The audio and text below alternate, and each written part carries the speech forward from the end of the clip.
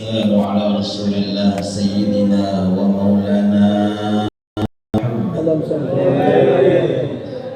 بن عبد الله وعلى آله وصحبه ومن والاه. سبحانك لا علم لنا إلا ما علمتنا إنك أنت العليم الحكيم وتب علينا إنك أنت التواب الرحيم. أما بعد،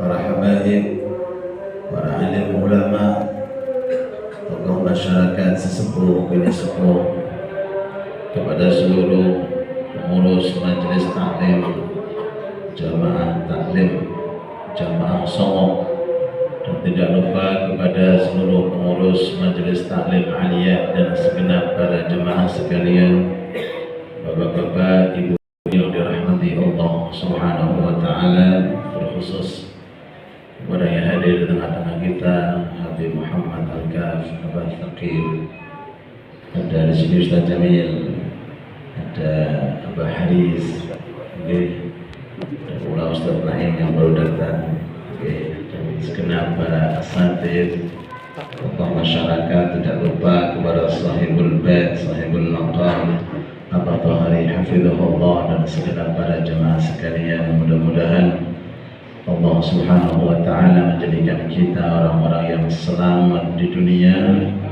dan selamat di akhirat, dan semoga Allah telah memberikan kepada kita nikmat sehat wal afiat, panjang umur fi taatillah, dan semua hajat-hajat kita dikabulkan oleh Allah. Amin ya rabbal alamin. Dan yang sudah meninggal dunia mendahului kita, secara khusus untuk Muhyiddin Kasran yang biasa hadir di tengah-tengah kita, kita doakan mudah-mudahan Allah mengangkat derajatnya, mengampuni dosanya, dan menjadikan wafatnya husnul khatimah. Itu pula umumnya orang-orang yang meninggal dunia di daerah yang kena banjir Kalimantan sekitarnya, kita doakan mudah-mudahan yang meninggal dunia dijadikan orang-orang yang wafat dalam kondisi husnul khatimah, husnul khatimah. Keluarganya diberi ketabahan oleh Allah, dan insya Allah Allah Subhanahu wa ta'ala memberikan kelapangan kepada mereka-mereka. Amin ya rabbal alamin. Hadirin hadirat yang dirahmati Allah Subhanahu wa ta'ala, ada tiga hal di mana Allah Subhanahu wa ta'ala mengistimewakan. Yang pertama, yang ada kaitannya tentang waktu. Yang kedua, ada kaitannya tentang tempat. Dan yang ketiga, yang ada kaitannya tentang zat manusia. Pertama, dari sekian jenis Bani Adam, ada orang-orang yang memang zatnya dimuliakan oleh Allah, jasadnya diagungkan oleh Allah, yaitu para anbiya, para mursalin secara khusus, umumnya para aulia, para syuhada, para siddiqin, para sholihin. Semoga kita digolongkan termasuk. Amin. Ini zatnya orang-orang yang dimuliakan oleh Allah. Bil khusus kepada para anbiya, para mursalin, ini memang manusia pilihan. Jadi kalau seandainya digambarkan pabrik niku barang nopo, betul kawin barang nopo, barang nopo, istimewa. Terus paling saya manusia tidak pernah maksiat. Ini para nabi, para rasul, makanya sebutannya maksum. Napa niku maksum? Enggak mungkin maksiat dan tidak mungkin melakukan maksiat. Begitu pula orang-orang setelahnya dari kalangan para aulia, para salihin, mereka zatnya dimuliakan oleh Allah Ta'ala karena keilmuannya, kewaliannya, kesolehannya. Oleh sebab itu, kita semuanya, khususnya malam hari ini, ngatong rahmatnya Allah, ngatong rahmati Allah di tempat yang mulia, di malam yang mulia, malam Jumat apa lagi? Legi, di majelis Songo. Lambangnya Songo, kumpul dengan majelis aliyah. Mudah-mudahan semua hajat kita insya Allah nilainya Songo. Insya Allah segala urusan kita nilainya Songo, amin. Ibadah kita nilainya Songo, amin. Semua urusan kita nilainya Songo, amin ya Rabbal alamin. Dengan rahmat ya Allah, mudah-mudahan kita digolongkan termasuk orang-orang yang soleh, amin ya Rabbal alamin. Ini yang pertama. Sebelum yang kedua, yang ketiga, dalam suatu hadis disebutkan al-mar'u ma'a man ahabba. Orang itu nanti di mana? Di alam barzah. Terus nanti di padang mahsyar. Terus nanti di surga. Mudah-mudahan itu akan bersama dengan siapa yang kita cintai, siapa yang kita sukai. Semuanya dari kalangan kita yang hadir, kalau ditanya seneng nggak dengan Nabi Muhammad, jawabannya seneng. Seneng nggak dengan Wali Songo di Indonesia, jawabannya seneng. Seneng nggak dengan Syekh Maulana Malik Ibrahim, jawabannya seneng. Mbah Sunan Giri seneng, Habib Abu Bakar Kutub seneng. Dengan para aulia, para syuhada, para solehin, jawabannya seneng, walaupun belum pernah kumpul bersama, belum pernah bermuajahah dengan mata kepala kita, belum pernah mendengarkan petuah-petuahnya, tapi kita semuanya gadai rasa cinta. Rasa cinta ini penentu. Rasa cinta ini penentu. Orang akan bersama dengan orang yang dicintai. Yang penting pokoknya senang. Untuk urusan amal tidak bisa disamakan. Untuk urusan taat tidak bisa disamakan. Bukan sakit pola dari kalangan kita mau menyamai ibadah Rasulullah. Rasul itu pernah tahajud sampai kakinya membengkak. Jenengan kali kalau pernah kaki membengkak? Pernah Ustaz keseliu? Sandung, jaduk, atau mungkin sedangnya beliau asam urat. Kanjeng Nabi pernah tahajud hatta tawarramat qadamah.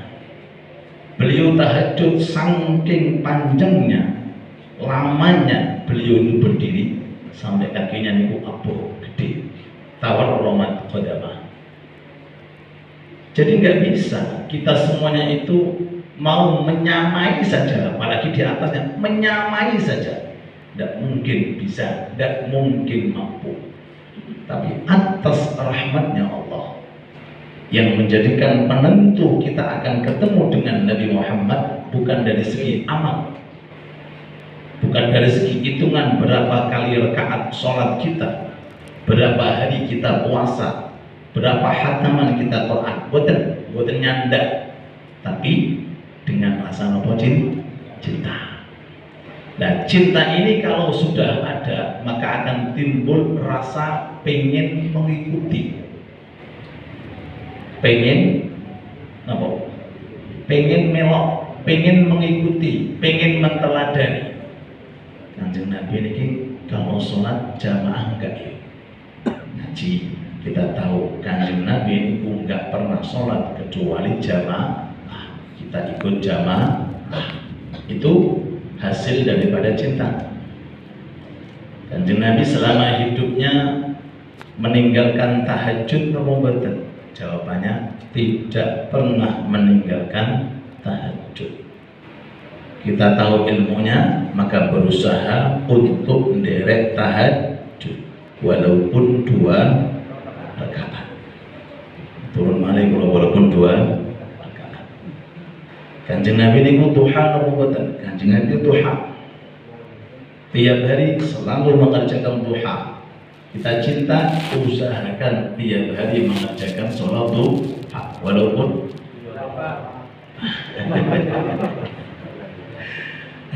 monggo, yang 2 monggo, yang 8 monggo, yang 12 monggo. Kanjeng Nabi rawatib qobliyah ba'diyah, iya. Kanjeng Nabi rawatib qobliyah ba'diyah.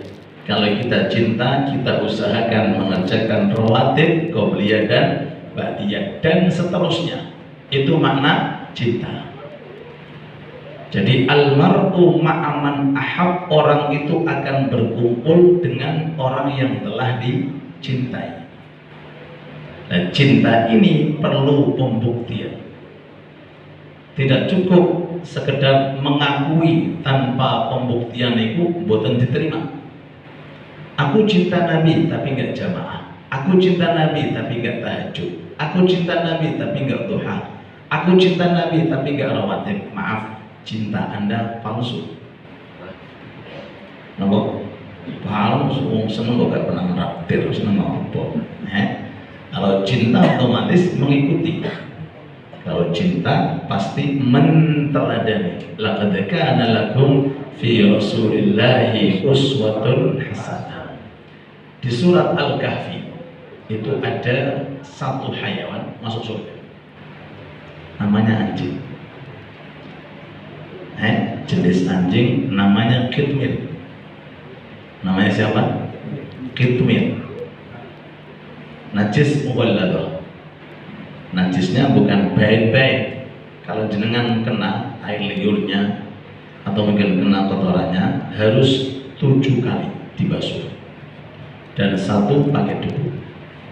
Kalau nggak pakai debu, selautan itu nggak cukup digunakan basuh. 1 lautan seluas itu nggak bisa digunakan basuh kalau tidak dengan debu. Saking beratnya, namanya mughalladah. Mughalladah itu diberatkan najisnya karena datangnya dari seekor anjing, tapi masuk surga. Sampai ulama itu mencari-cari siapa namanya, apa namanya. Ternyata ulama mengatakan namanya kitmir. Di dalam ilmu tafsir disebutkan namanya nopo kitmir. Para ulama berkhidmat mencari-cari sampai namanya sopo, jenenge iki apa jenenge anjing iki kok masuk surga namanya kitmir. Bahkan Al-Quran menegaskan berapa bilangan anak muda yang selamat berada di gua. Ada yang mengatakan 3. Kata Allah, kurang siji. Yang keempat anjingnya. Ada yang mengatakan 5. Kata Allah 6. Yang keenam anjingnya. Ada yang mengatakan 7. Kata Allah 8. Yang ke-8 anjingnya. Perbedaan pendapat di dalam Al-Quran, Allah Ta'ala mengaitkan tambahan 4. Tambah siji 5. Yang satu apa? Anjing. Ada yang mengatakan 5, ada 6, yang ke-6 anjing. Ada yang mengatakan 7, ya 8, yang ke-8. Kenapa dimasukkan ini? Ini tidak sholat, tidak puasa, tidak zakat, tidak karena hayawan. Tapi karena tulusnya dalam cintanya kepada orang-orang soleh, digusah. Itu mboten purun, balik sampai duduk di pintu gua 390 tahun. 390 tahun njogo ulama. Njogo napa? Wong sing soleh. Jaga orang soleh, menemani orang soleh.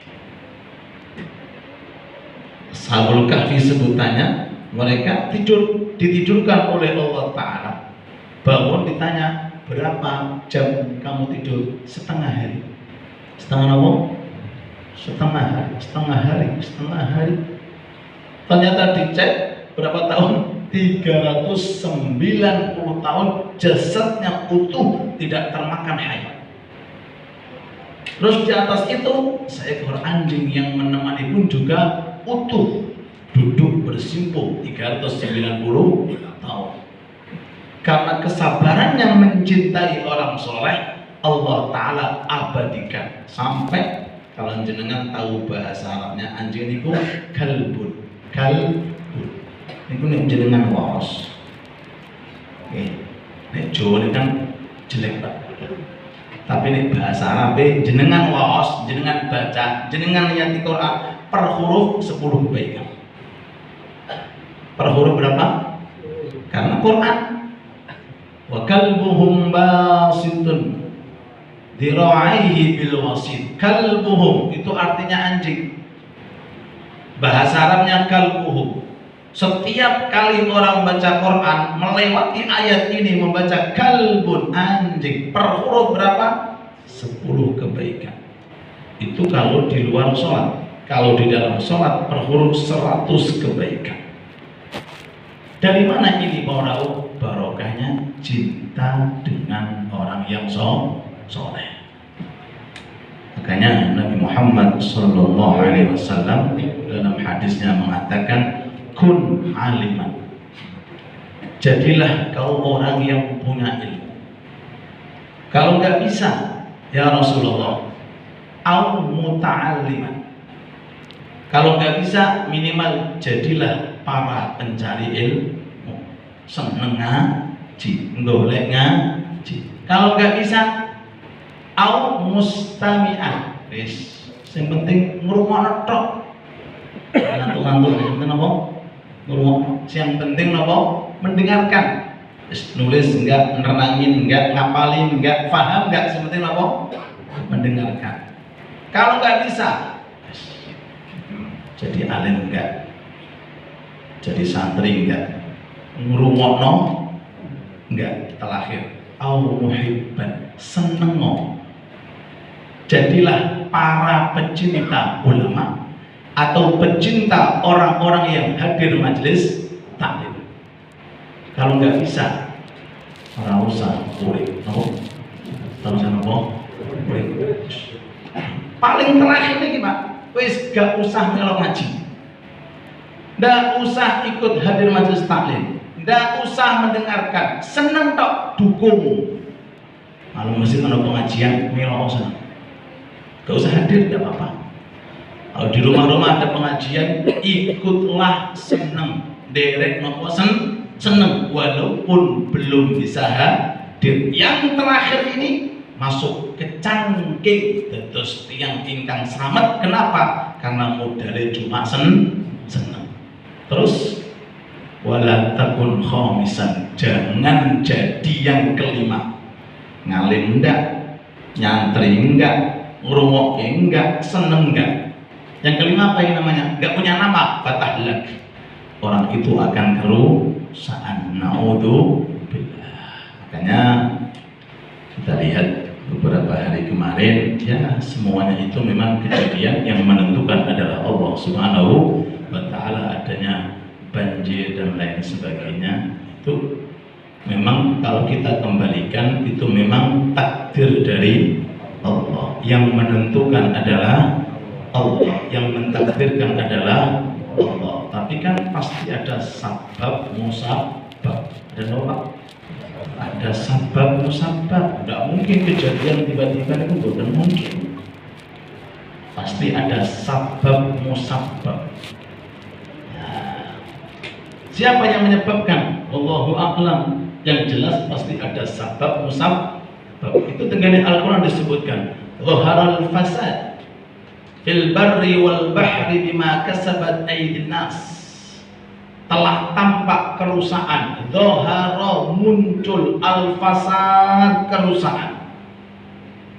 Di mana? Fil bar, di daratan. Di mana lagi? Fil bahr, di lautan. Apakah begitu saja karena alam, karena cuaca? Betul. Bima kasabat aydin nas, karena tangan-tangan jahil manusia. tangan-tangan jahil manusia. Sampai dengan lihat di YouTube niku banjir ketika sat niku masya Allah kayu gede-gede kok kayu apa? Kayu balok kok nanti lho kayak ini sopo sing gondol ini bima kasabat aydin nas, pasti karena tangan-tangan jahil manusia. Lah penyebabnya ini kenapa? Karena satu, karena kurangnya kurangnya apa? Ilmu, karena tidak punya wawasan tentang ilmu, keragusan, maaf, ketamaan, apa malah niki, pengen apa pak, macam-macam, karena rakus, karena tamak dari tangan-tangan jahil yang tidak diridai oleh Allah Subhanahu wa Ta'ala. Sing untung ya, sing sabar. Yang untung orang yang wafat, karena termasuk syahid adalah orang yang meninggal dalam kondisi tenggelam. Termasuk jenis apa? Syahid, namanya syahidul akhirah. Dunia tidak digolongkan syahid karena tidak perang, tapi di akhirat kumpul dengan orang-orang yang mati syahid. Oleh sebab itu kita doakan mudah-mudahan yang wafat dari kalangan mereka mudah-mudahan husnul khatimah, dimasukkan surganya oleh Allah Subhanahu wa Ta'ala, dan semoga Allah telah merahmati kita semuanya, amin ya rabbal alamin. Kita kembali lagi, pentingnya seseorang untuk mencintai dan sering kumpul dengan orang-orang yang soleh. Semoga ilmu kita manfaat, berkah, amin ya rabbal alamin. Ini yang pertama. Yang kedua, di antara sesuatu yang diistimewakan oleh Allah inggih menika tempat. Secara khusus masjid mushola. Secara umum tempat yang di dalamnya bisa kita gunakan untuk taat dan ibadah, walaupun itu rumah kita masing-masing. Kadang-kadang kita lihat, maaf, di salah satu kawasan mobilnya api-api, omah ini elit-elit, paham omah elit? Omah elit tapi bahasa Indonesia nih, bukan bahasa apa? Bahasa Jawa. Rumah elit, api-api, saya. Tapi kadang-kadang zikir tidak ada di dalam. Zikir enggak mendengung di dalamnya. Zikir enggak, sholawatan enggak, majelis taklim enggak. Ini kalau ketemu Imam Hasan Basri, gak betah. Aku gak betah duduk di suatu kawasan mati. Apa maksudnya mati? Gak ono ilmu diajarkan, enggak ada zikir dikumandangkan, enggak ada majelis taklim. Lebih baik aku pindah. Apa alasannya? Mat hadzal balad, ini daerah mati. Padahal mobil saya rumah ini elit-elit, tetapi tidak ada majelis taklim, tidak ada zikir mendengung, tidak ada pembacaan sholawat Nabi Muhammad sallallahu alaihi wasallam. Terus alhamdulillah tempat beliau di Gabah hari mudah-mudahan makmur, mudah-mudahan berkah, jadi tempat yang diridhai oleh Allah. Begitu pula rumah-rumah kita, amin ya rabbal. Termasuk tempat yang dipilih oleh Allah Subhanahu wa Ta'ala. Nah, kalau kita sudah paham, sekarang tugas kita bagaimana mengundang rahmatnya Allah di rumah kita masing-masing. Rahmatnya Allah Ta'ala tidak hanya di masjid, tidak hanya di musola, tapi setiap rumah kita kalau di dalamnya diisi amal-amal kebaikan, insya Allah akan menjadi wisata religi malaikat. Dan jenengan berarti wisata temu di mana? Batu, Bogor, Solo, ini Gresik mana wisata? Panas Gresik Pak. Enggak ada. Tapi kalau malaikat itu unik, tempat wisatanya sing ono ilmune